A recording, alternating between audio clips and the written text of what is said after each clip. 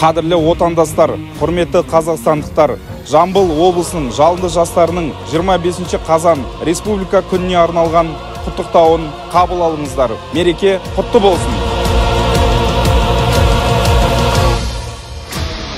Жасыл жайлау, көкті кілем, көк кілем, көк кілемде көп аунаймын, көк кілем. Маңдайымнан сыйпап өткен самалды, қазағым